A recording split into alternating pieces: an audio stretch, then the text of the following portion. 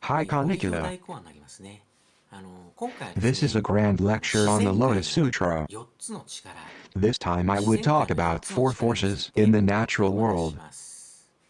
The most popular theories in physics are the 4 forces in nature. Why the 4 forces come into the world and form this time and space from a vacuum in which nothing exists.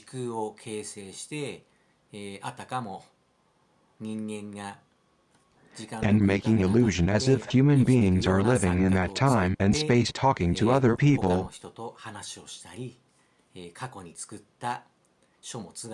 A book is left which was written in past time, and a book written in current will be left for future.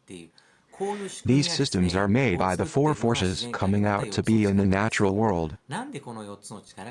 It is a mystery for physics why these forces are coming out to exist. Einstein was seeking that there should be an equation that describes these 4 interaction forces. It is named Grand Unified Field Theory, which describes these 4 interaction forces.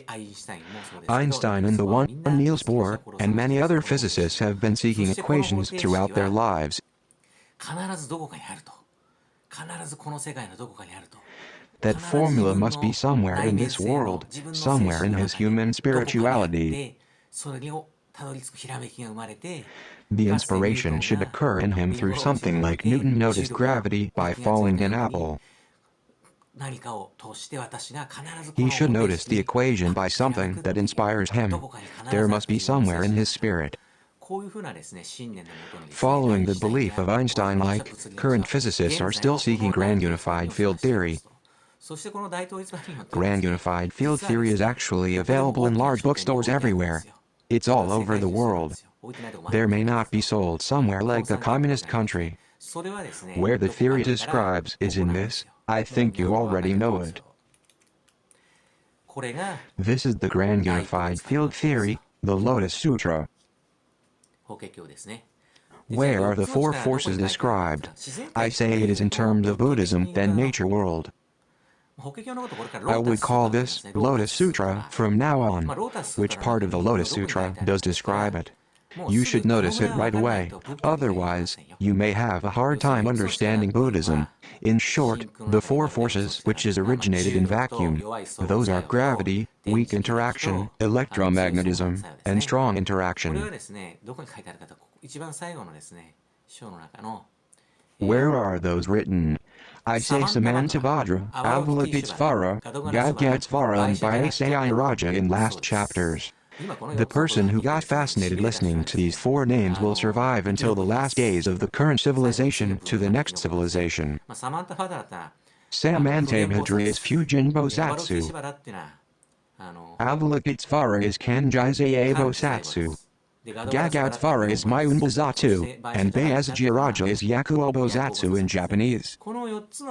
These 4 Bodhisattvas especially appear in the last 4 chapters. These explain the 4 forces generated in a vacuum.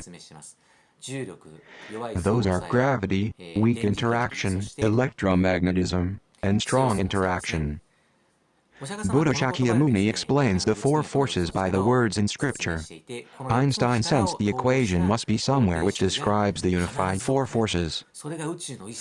Einstein believed the things must exist, which describes the entire universe's existence. Every physicist is looking for that equation. It is in this book. That means 4 Bodhisattva Fugen, Kanjizai, Mayun, and Yakuo what I told you.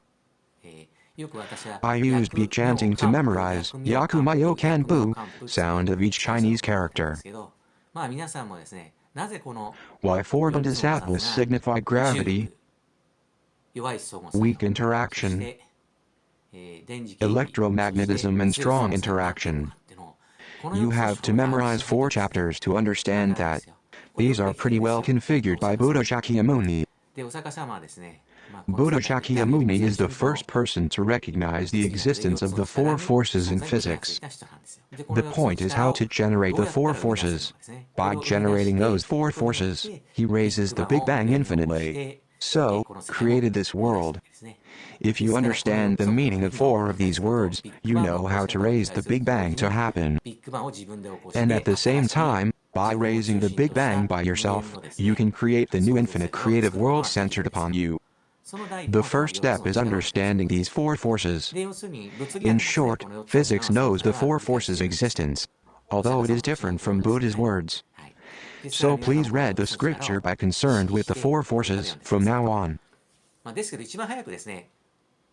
But the most efficient way to find grand unified field theory in the Lotus Sutra,